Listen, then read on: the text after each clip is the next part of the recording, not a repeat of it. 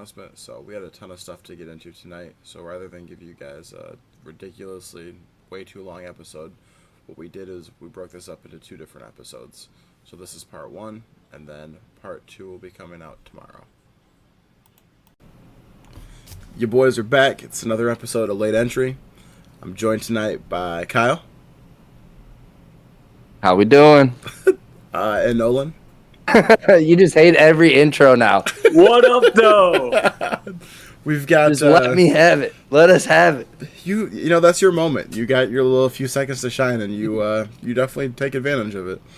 But Buck is out tonight, so just the three of us. We've got probably the craziest little stretch of time between our last episode and this episode with all of the stuff that's happened in the sports world. So we've got a humongous amount of LeBron stuff to talk about tonight. We've got installment Alexi's Lore.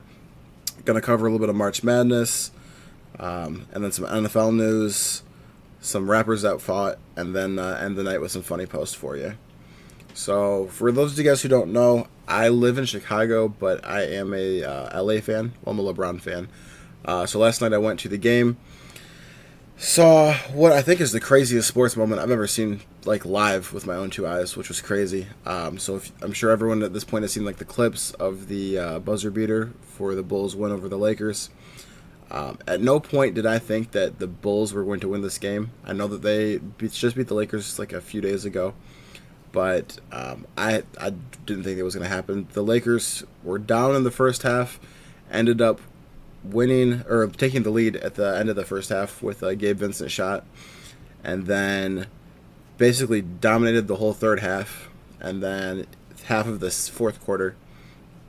And they dominated the third quarter and then most of the fourth quarter, and then with I think about 6 minutes left to go, they were up by 18 points and managed to squander that. So unfortunately for me, as a LeBron fan, I did have, I was there in my whole jersey, had my Lakers hat on, was all excited, and I thought, like I said, that the Lakers had this in the bag.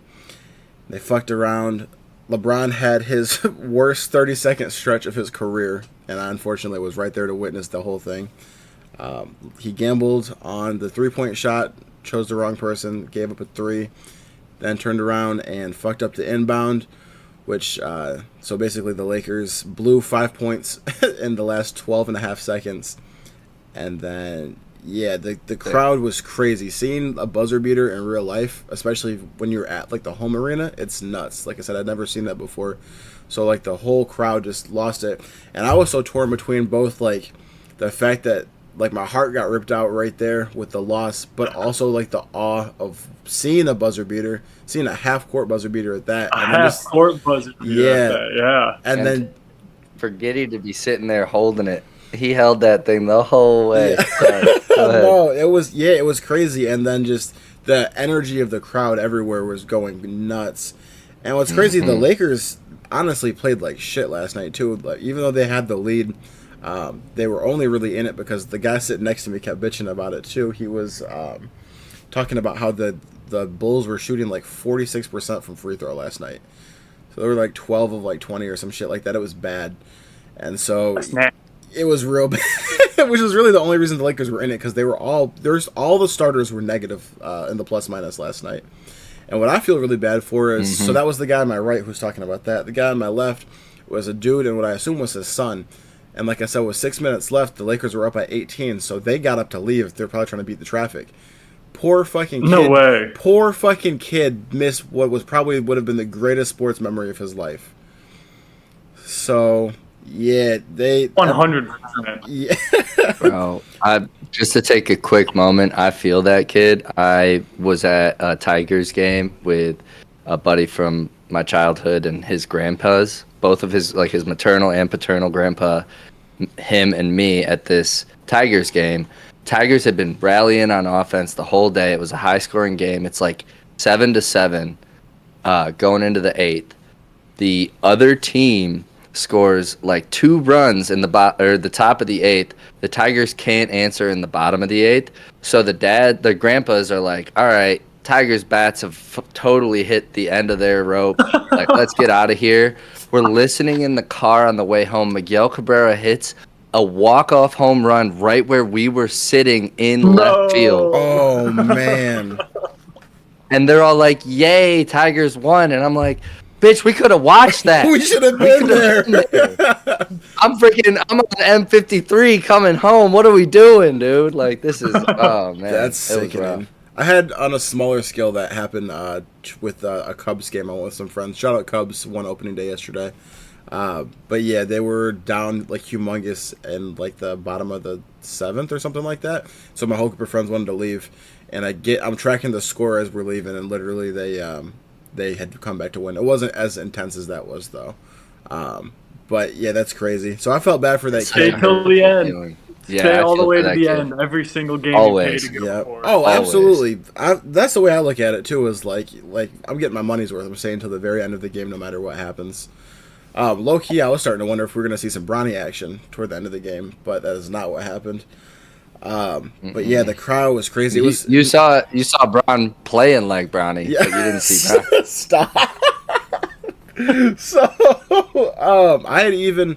As the game got closer, I was like, okay, this is going to be a cool finish. I FaceTimed. I had my mom and Lexi on FaceTime holding the phone up so we could watch, like, they could see the end of the game, too. So all three of us saw that.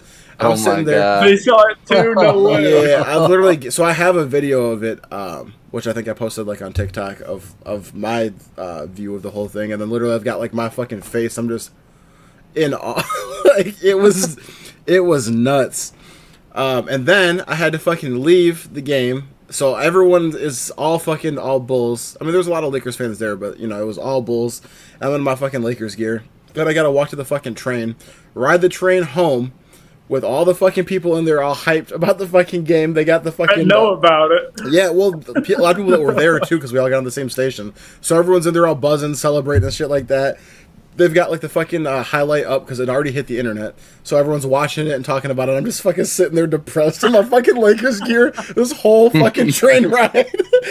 This shit was awful. I had one of my friends call me before I even left the fucking stadium talking shit. He was like, ah. I'm like, yeah. I had posted a few fucking Shout out videos. Buck. Shout out Buck in the group chat, dude. Yeah. Buck in the group chat. All I see is ha ha ha ha, ha like rows of ha's, Go dude. Bulls.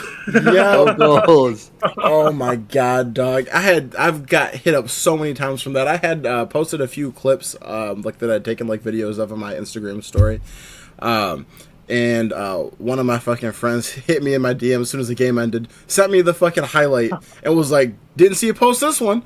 I was like, "Son of a bitch, dog!" So it was a very emotional roller coaster for me because one, I got to see like a few cool things. Got to see Luka throw LeBron a lob, some cool shit like that. And then I got to see a buzzer beater, which was really cool, and feel that. But also, it happened against my team, so it was a little bit of a wild day for me yesterday. The night after your team did it to somebody else. That's what I was gonna say. They is had that it done to them. it was a wild day for me, or a wild little time for me, but not as wild as LeBron's last 2 days have been, which we're about to get into. LeBron has had a week, man. Well, he's had the craziest probably 2 days ever. So this man yesterday, 2 days ago at this point, right? Went on Pat McAfee show, did a sit-down interview, was very like raw and authentic, which we haven't really seen from LeBron. This is the first interview I can really think of like that, where he talked about so many things. Got his shit off against Stephen A. Smith on his network, and then went to the game, hit the game-winning tip-in, then goes the next day and fucking gets the game-winning fucking buzzer beater put over his head. So kind of a crazy-ass duality of those. So yeah, we're gonna go through those. I do want to point out, and I'm sad that Buck isn't here to see this. Lakers have not played super well, especially LeBron. LeBron has really played like shit the last 2 games, unfortunately. But you know who hasn't been playing like shit and has outscored LeBron the last 2 nights and was the leading scorer last night? I was just about to say Austin Reeves hit a really nice bucket there to take the lead with the last couple seconds. Austin Reeves outscored LeBron in the Pacers game, and he was the leading scorer last night. So all this shit about him not being a star, man, I've been on this for the last several weeks, And this has been good. Like, it's been gaining steam. Y'all thought I was crazy, and now Buck is still on it, and you guys, I think, are starting to come around to it. Austin Reeves is a budding star. He is absolutely a budding star. And I'm sad that Buck's not here right now for me to rub that shit in. I don't want to speak too much on it because we've seen Linsanity, we've seen things like that before where somebody has a moment, comparison. Right? Somebody has a moment. This has been a little bit longer than a moment. I don't want it to be that moment, but I do think, I mean, the way that he constructs himself, like I'm a Lions fan and I dive into like the player interviews and all that, and so because that's kind of a part of the culture that Dan built is he kind of wants you to see that side of his players. And I feel like Austin Reeves, if he was a football player, he'd be a Lion because he just buries his head and he gets to work and he sees who's working their ass off around him, like a guy like LeBron. And he says, I'm going to try to beat him to practice.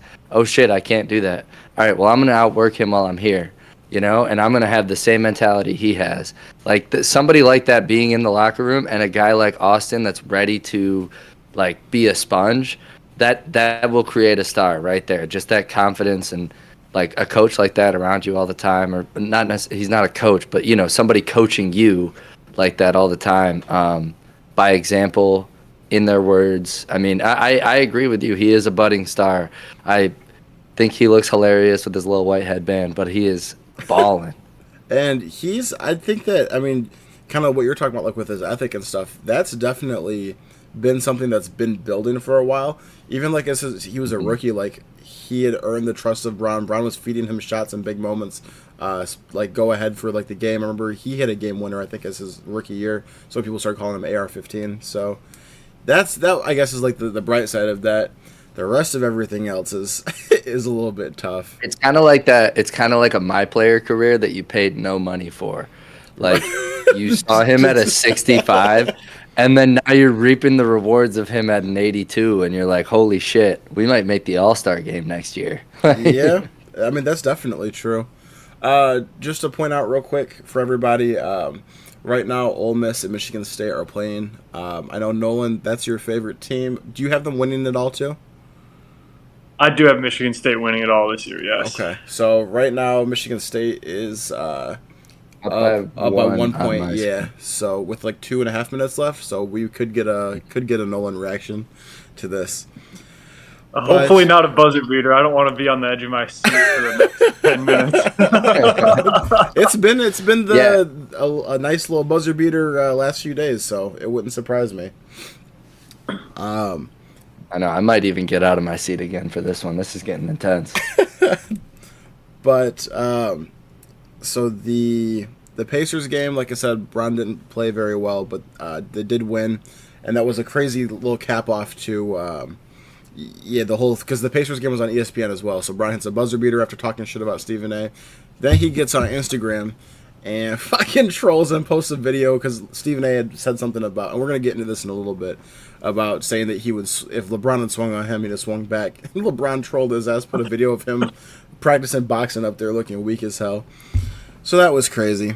But I guess before we start, and go ahead. Stephen A.'s answer to that was, he said, that's a video from 10 years ago. I'm a different man physically and mentally since then. Yeah. And I was like, all right, dude. Like, you think now you have a better chance in the physical realm? Like, I'm swinging on LeBron. Well, yeah. Hey, Stephen A. been in the gym.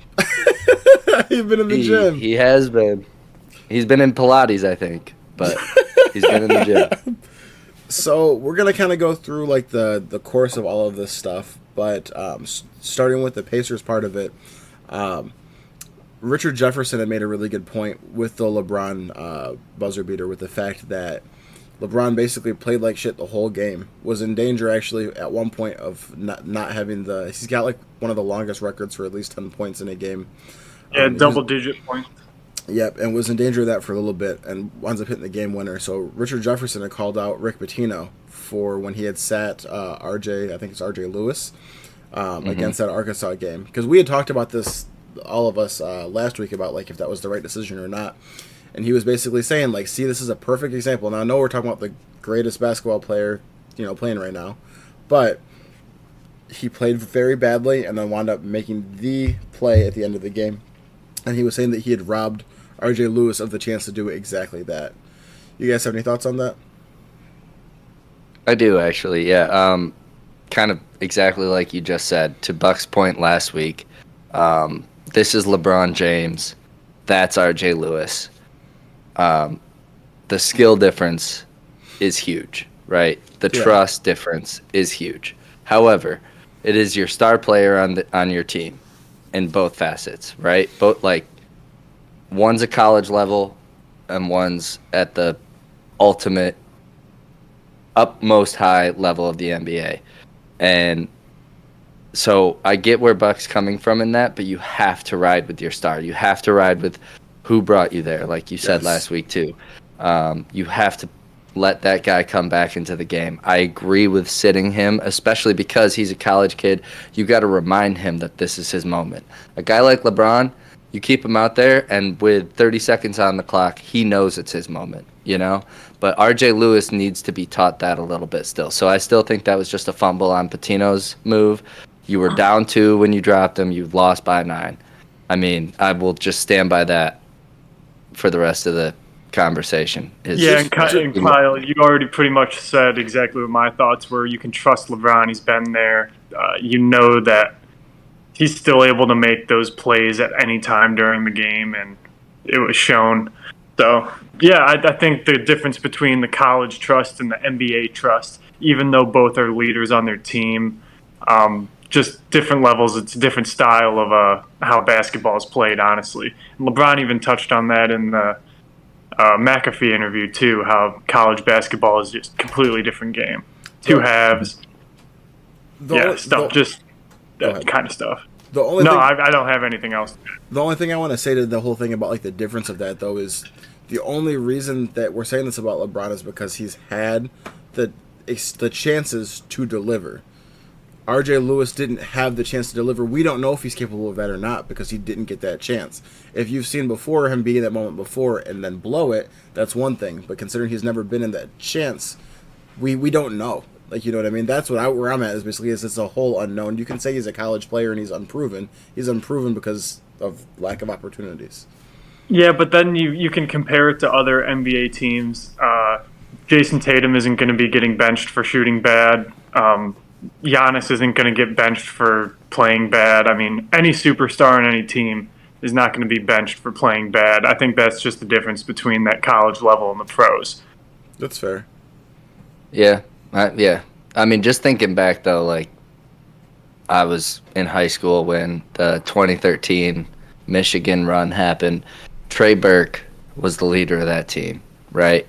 If Trey Burke was 4 or 3 for 17, Beeline ain't sitting him. Like, you know, and I mean, he's in college, I know, but he's your leader. He's who got you there. Big East so, player I of the mean, year. Yeah. I mean, is that what RJ was? Yeah, RJ was the Big East player of the year at that point. Yep. There you go. I don't know. Yeah, it is a weird decision.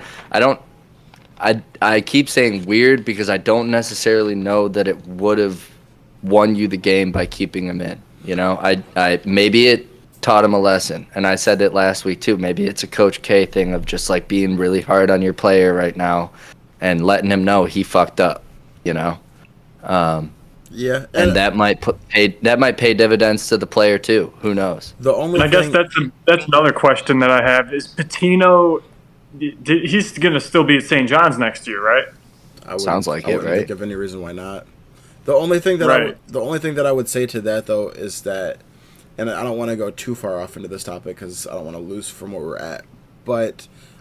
If you are, you know, the recruiting is so much different nowadays than it used to be. If you're a player and you're like a star player and you're looking at going to play for Patino, and you see him do that to his star currently, and you've got another offer for somewhere else, is that something that maybe you're considering as like, he's not going to give me the leash to really, you know,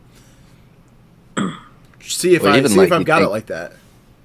What? You even think of the coach that beat him too. It's like, oh, well, I could go to the legendary coach of Coach Cal, or I could go to Rick Pitino. Coach Cal almost got to the Elite Eight last night. Right. Or you could also look at it kind of like from the Miami Heat, Jimmy Butler beef, where it's like you have to fit the system. You have to be ready to be disciplined and play for the coach. But people So that's a whole could point go of that debate way as right well. now too about is the fact of like has that time come to an end because NIL. LeBron left, Jimmy Butler left. You know what I mean? Like, is the Heat culture still the way to do it at this point, or do you have to be a little bit more flexible in today's day and age? But yeah, I think a lot of that has to do with just the Miami Heat situation in particular is just that Jimmy Butler, he's not really a conforming type of player. I mean, he's made his way out of Memphis. He made his way out of Philly.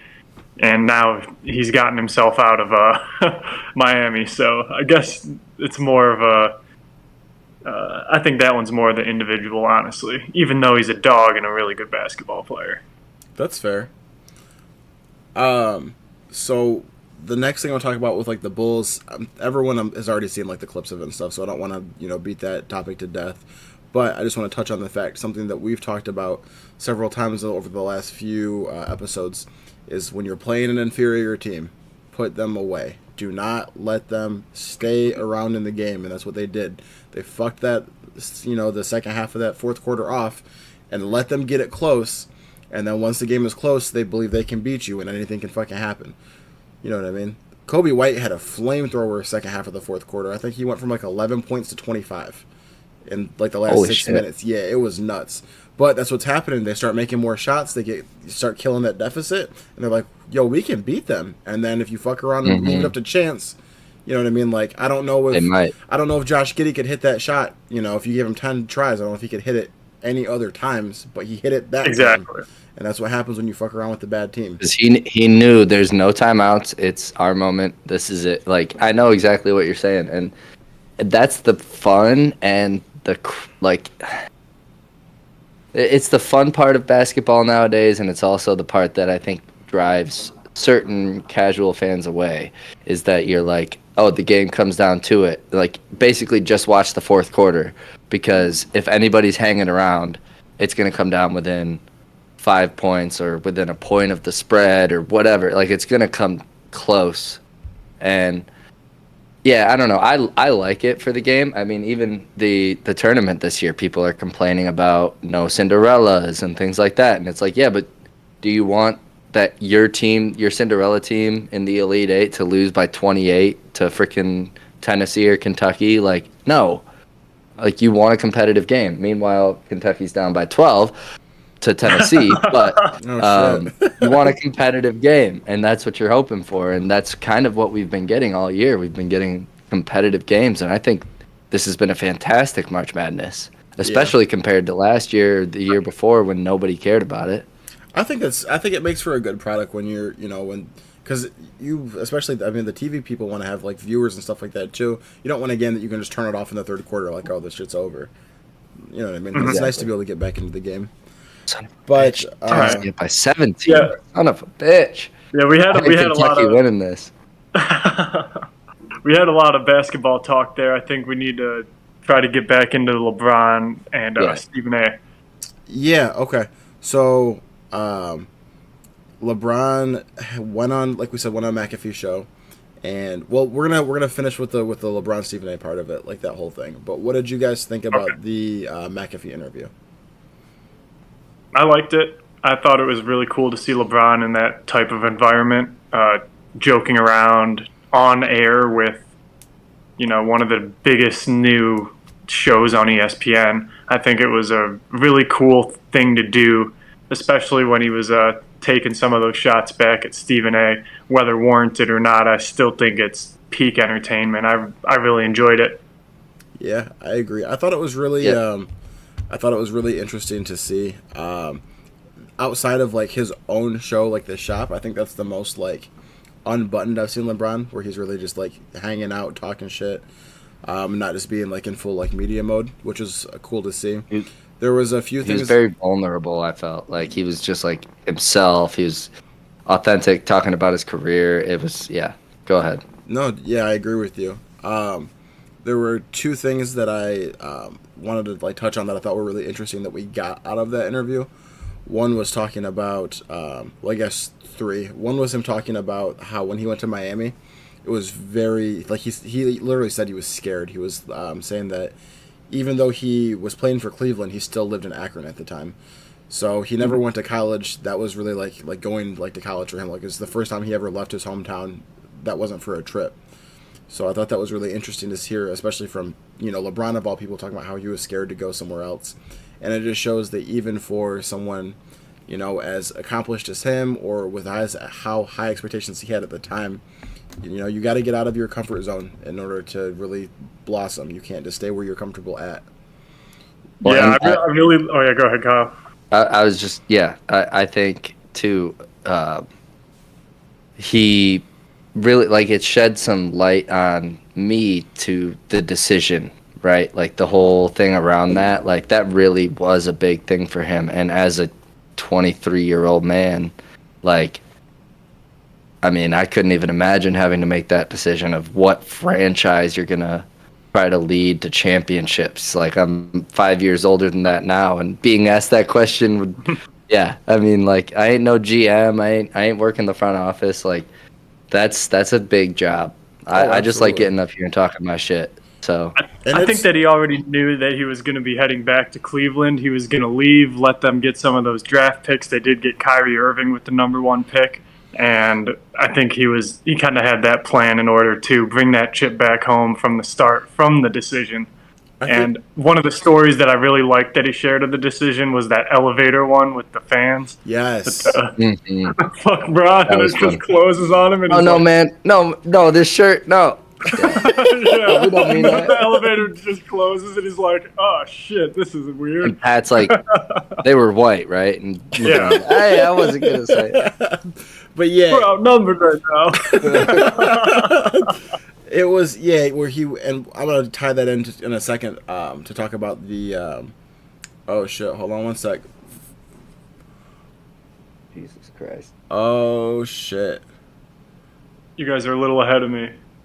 Okay. Never mind. Viewers right now, 4.5 seconds left in the game. Michigan State 71, Ole Miss 67. But it out on Ole Miss. Oh man. Oh shit! You know about it? Yep, out on Ole Miss. Nolan, Let's go. I think that you're gonna be safe, bro. You got a 4-point lead. I think you're good. A few seconds left. It's looking like it. And then, unless they pull a LeBron, I think you're all right. Don't do this. Too soon, bro.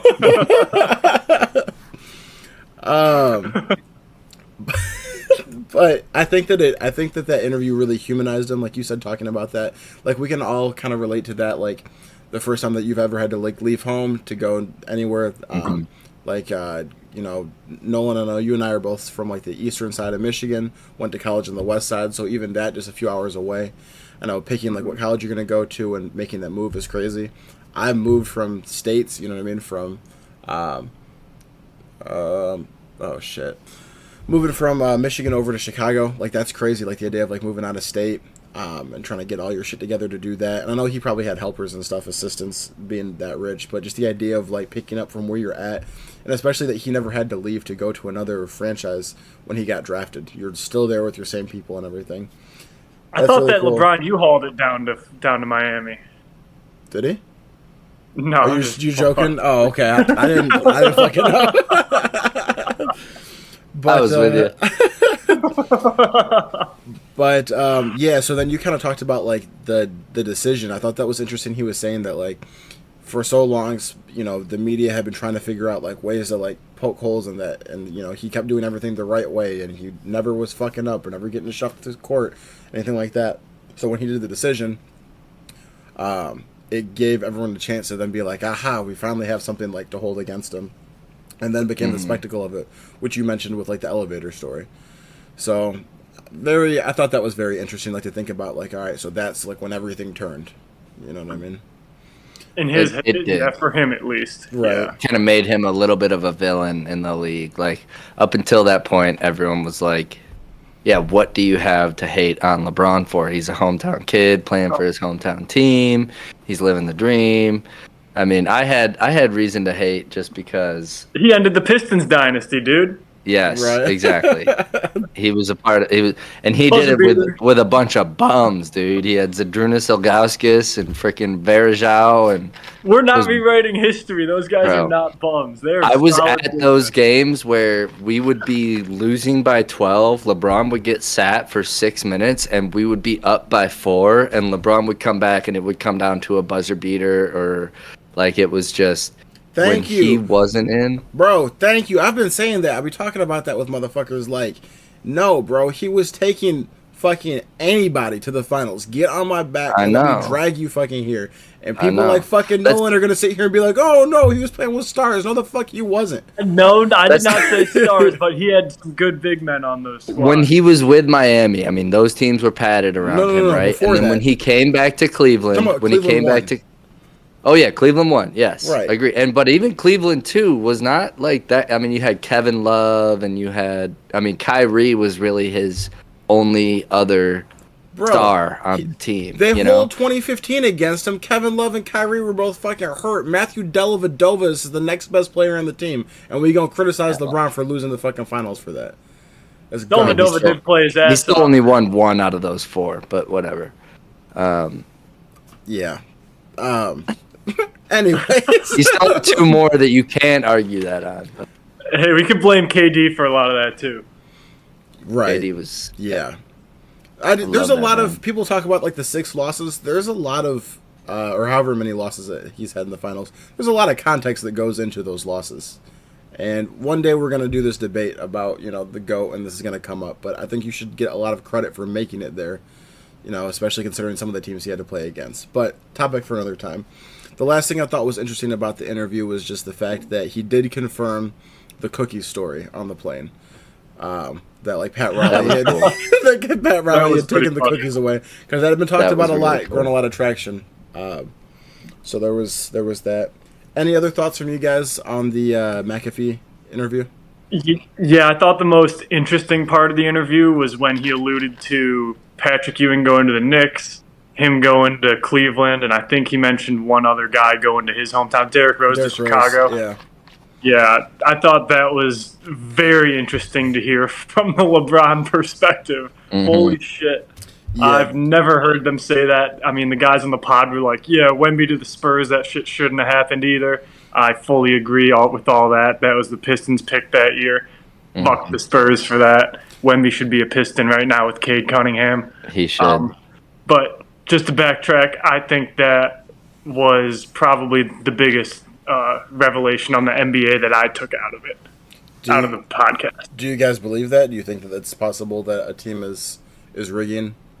I mean, that's 4 instances where a team that shouldn't have had that pick got the player that they needed to get in that draft. I've been saying for years that they need to get the F out of the lottery, dude. Like, the lottery is such bullshit because you can't tell if they're doing exactly what you just said. Like, I'm not accusing anybody of anything, but I think they should go to who had the worst record, give them the number 1 pick, go from there. Exactly how the NFL does it. Like, I don't get why we're doing it this way still with the lottery. Like, you are just setting it up for Lakers, Showtime, Amazon Classic again. I like, think they're trying to stop because like, they just end up tanking, with the aren't number they? 1 pick 3 times in the 80s somehow. They're trying to stop like Maybe tanking, 2 aren't they? times. They're trying to, and that's like kind of what the Jazz are doing this season. They're sitting all their players, and I'm pretty sure it's the Jazz. They actually got fined for oh god, I can't remember the player that they sat, but they caught a fine recently for sitting their guy. Yeah. Okay. Anything else about that part before we get into the Stephen A. Smith shit? Let's go, dude. Come on, quit stalling. No, I'm just making sure you guys are good. Quit stalling. Okay, so fuck you. So I love you. 2 announcements or one 2-part announcement real quick.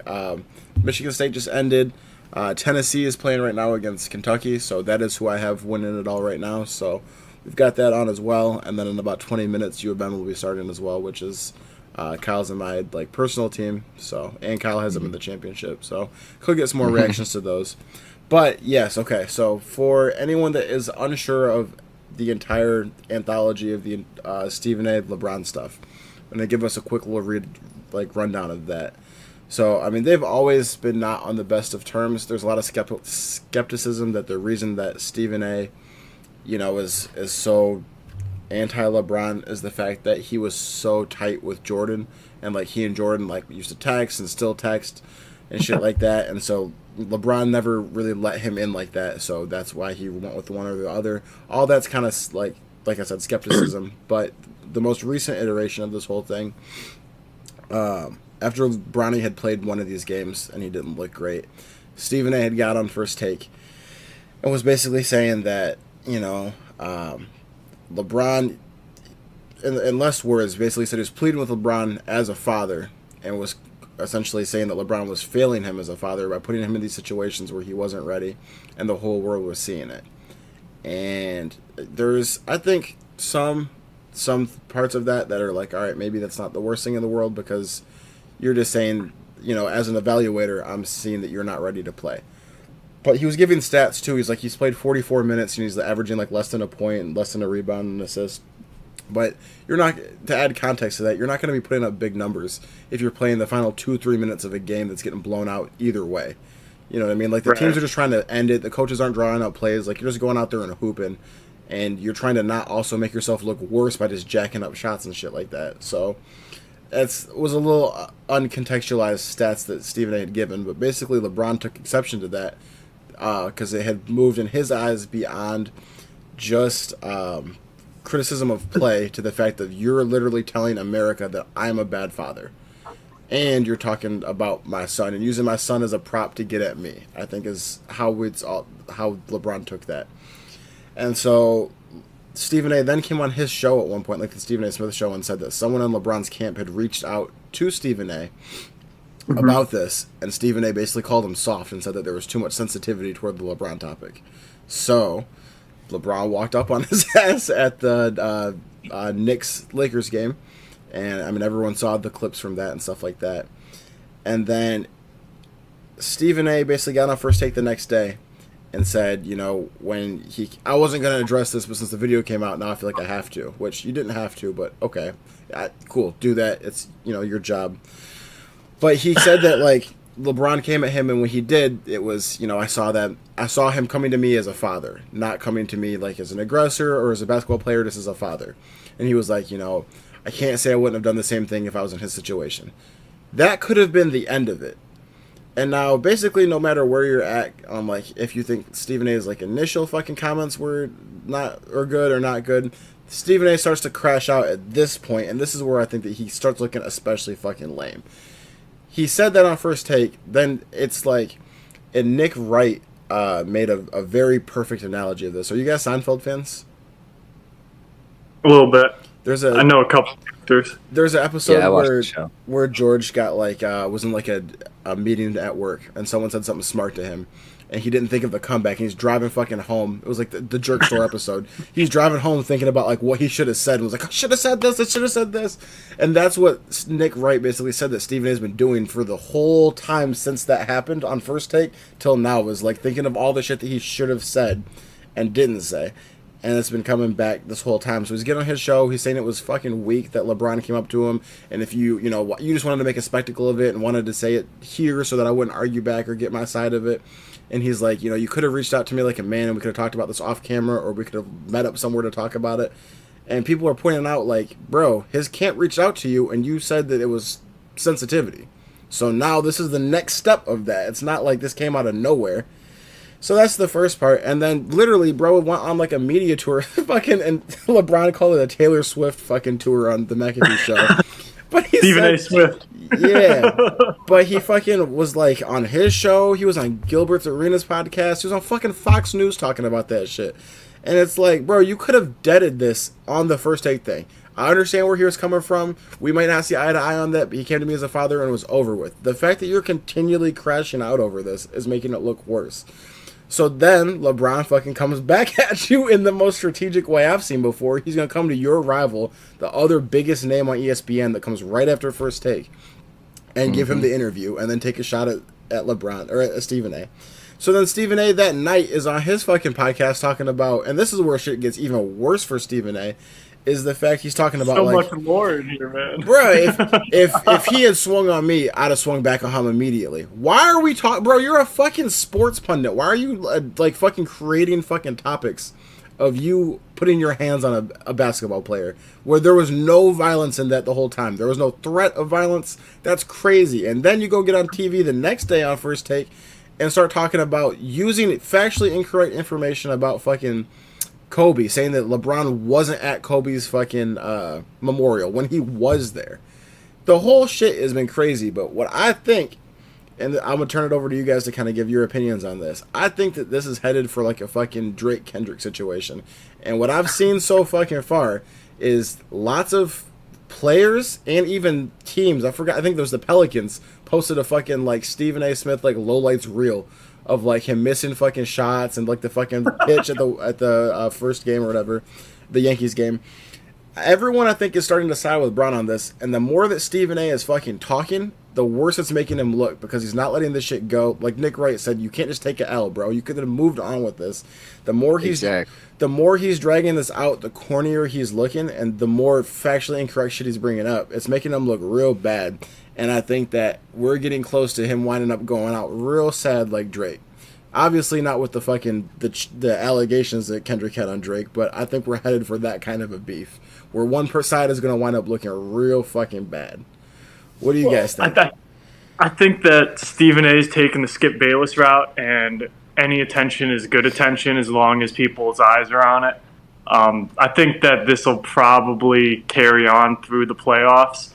And I have an idea, not an idea, but I think that Stephen A. and LeBron are going to end up doing something together in the next year or two, maybe even when LeBron retires, after he retires. But I think it's all going to build up into some sort of reunion, make people feel good, that kind of stuff. I don't think LeBron wants anything to fucking do with him, dude.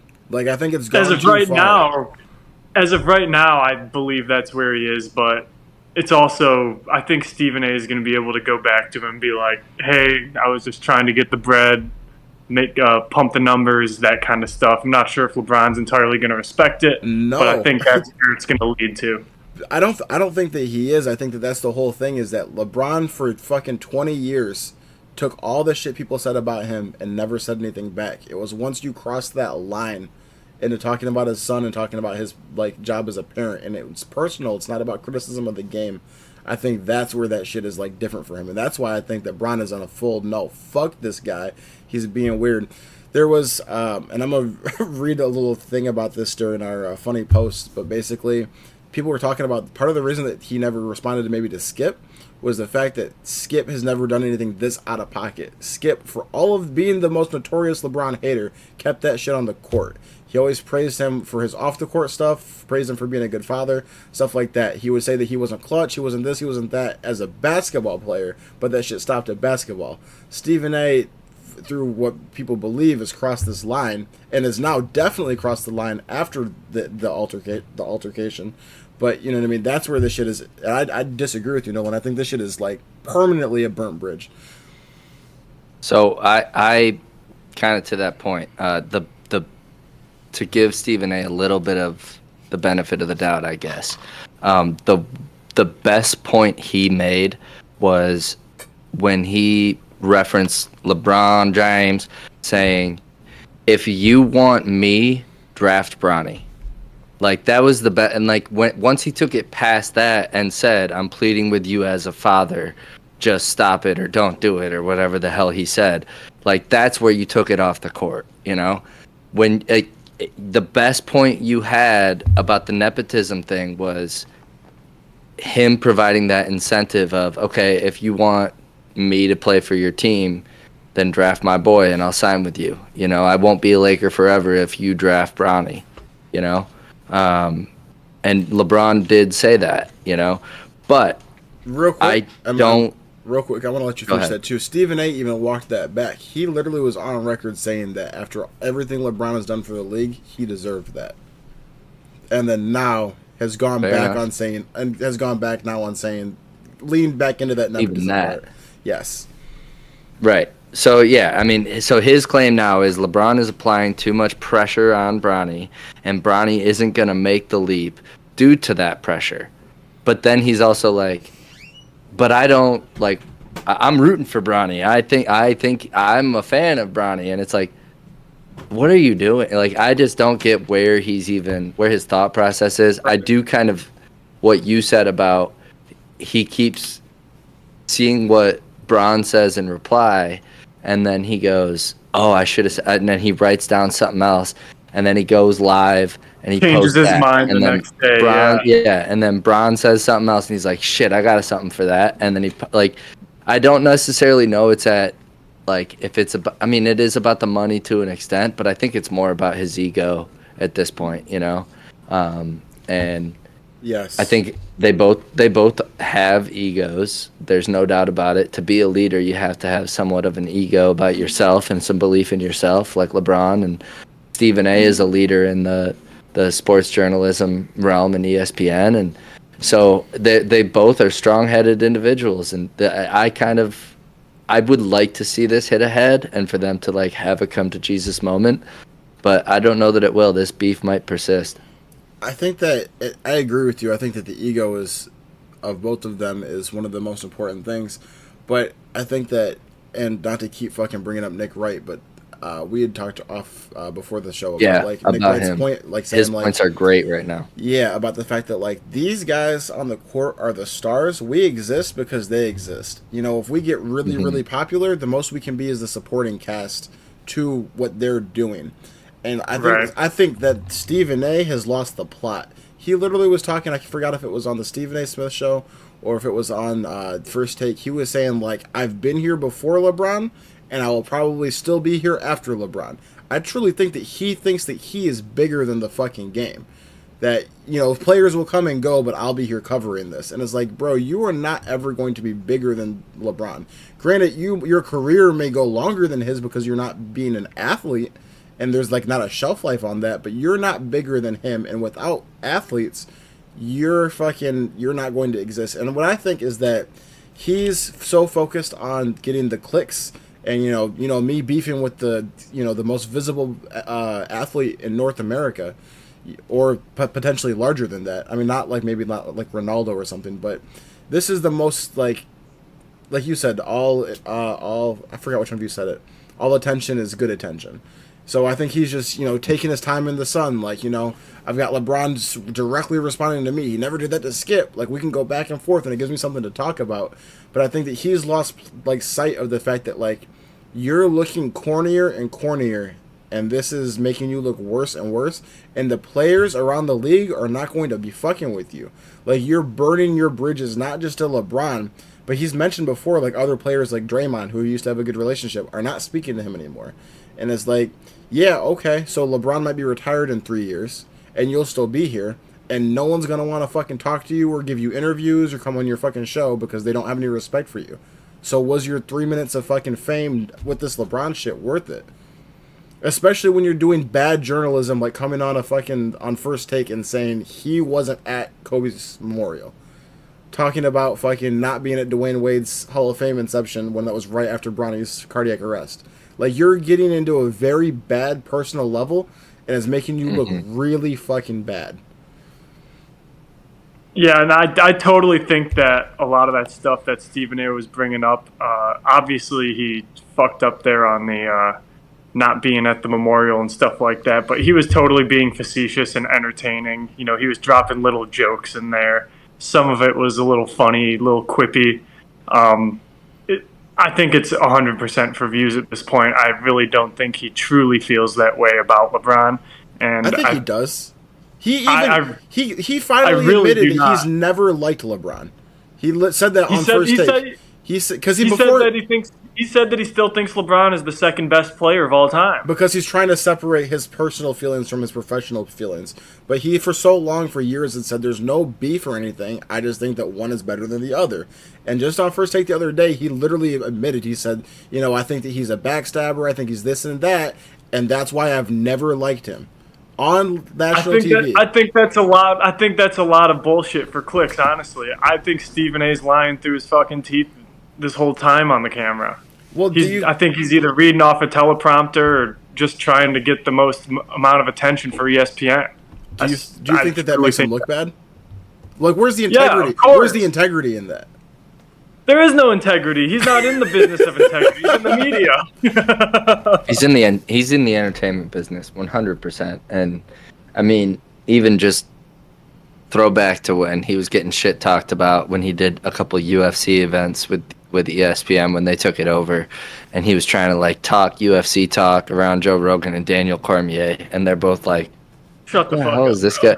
Like, and that was kind of where the first boxing videos started coming out about him, where that LeBron reference. But, I mean, yeah, the guy. I mean, he knows what he's talking about when he's talking about it for the most part. But he's an entertainer, man. He's gonna say some wild shit.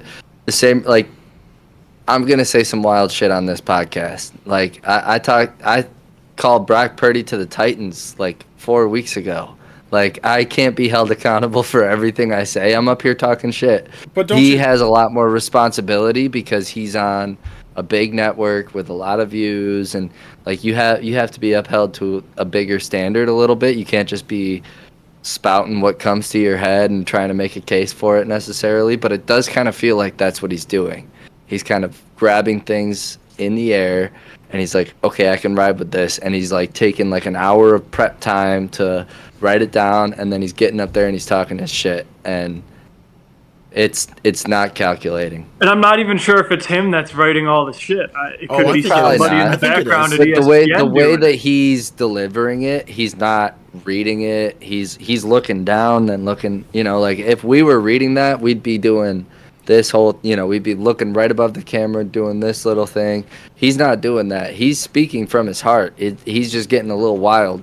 No, I think that Where he's coming from. I think that all of those guys, in order to maintain fucking like the word we're talking about, integrity, I think that they're giving their own takes. I don't think they have ghostwriters for them. I think that they have opinions and they stand on those. They have notes and stuff, and they have researchers that give them the information. But this is how I feel. I would hope, Kyle, that as much shit as you talk, I would hope that you would believe the takes that you're making. Though, like, you're not gonna get on here and fucking say that like Jalen Hurts is the greatest quarterback of all time. You know what I mean? Like, unless you believed that. You're right. No, and I did, when I said Brock Purdy could be successful in Tennessee, I did believe that. Saying that and remembering after the fact, oh yeah, Tennessee has the number 1 overall pick, that's not going to happen. Like, it's just like things you say and then 10 minutes later you think about and you're like, oh yeah, that's never going to happen. They have the number, they're going to either get Shador or Cam Ward. They're not going to go for Brock Purdy. Why would that even make sense for them?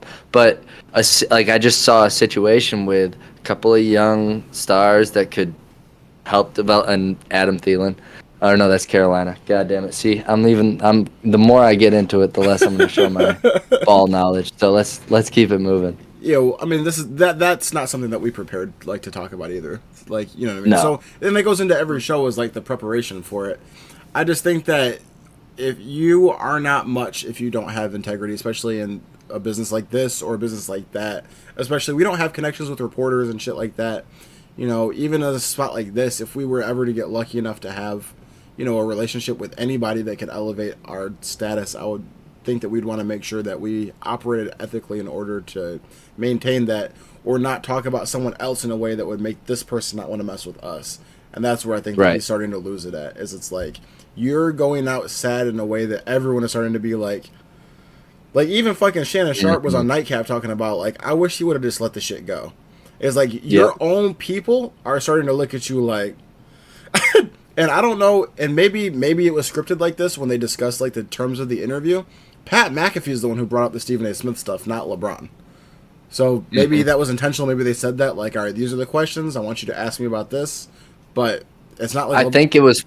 I would guess it was fronted as, "Are you cool with these questions or this questioning?" Then LeBron was like, "Yeah." Yes. I would almost bet that LeBron went in there blind and it was just all off the hip. No, they always know. when you do an interview with somebody, you always talk about what's okay and what's not, because otherwise you breach that level of trust. You try to vet. Yeah. You try to vet. But I guess what wouldn't surprise me is if LeBron said, I want to make sure we talk about this because I got some shit to say. That wouldn't surprise me either. But Pat McAfee on the same network felt comfortable digging at Stephen A. about it, because he looked so fucking bad right now with it. Yeah. I need to hear Stephen A's opinion on Pat McAfee at the moment right now. That'd be pretty funny to hear. He tucked his tail with the whole thing and said that he doesn't blame him for it. It was good work, and anyone would be Yep. lucky to have that interview. He said it was good journalism by Pat. Yeah, he actually did. Oh Yeah, shit! because I think Yep. everyone was waiting to see like, are they going to start beefing now? And maybe they will off camera, Mhm. but he's not going to do that shit on. Huh. They're both ESPN employed, so Yeah. got to save the face there a little bit, right? I just think it's a crazy ass saga, and I think it'll be interesting to see where this shit goes because I am curious to see if there's more of it. It's interesting because LeBron has never really gone at someone like this before, so I guess No. will LeBron let it die now? Has he he talked his shit now it's over with, or are they gonna keep going back and forth? Because I think Stephen A is gonna probably continue to bring this up for the next little bit. I think LeBron's done. I think that was it. Personally, like you just said, he's never been one to talk his shit. That was his moment. Like he's not about to be Aaron Rodgers trying to do like LeBron James Saturdays or whatever. I don't know. Right.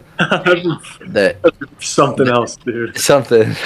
There's no day that starts with L. So The last thing I want Saturday. to say about this is the irony of this whole situation is the fact that Bronny has actually been fucking hooping. And I think just a few Last days 2 ago, weeks. just a few days ago too, Steve and I had to literally come on TV and say like, "All right, I may have been a little quick to fucking say that Bronny can't play because he played big minutes against the Bucks when all the starters were out and he dropped points. He was fucking." And I gotta say, when I first saw the January 29th post about like just stop it, like I didn't necessarily I didn't agree with the take, but I didn't necessarily disagree with the sentiment of this was too soon. He was brought into the league just because you wanted him here. What the hell is going on? Is he actually going to make this jump? And it does seem like over the last 4 to 5 weeks, he's starting to trend into the realm of he's making the jump. Like he's dominating the G League. He's 38, 39, and 80 split. Like that's pretty damn good.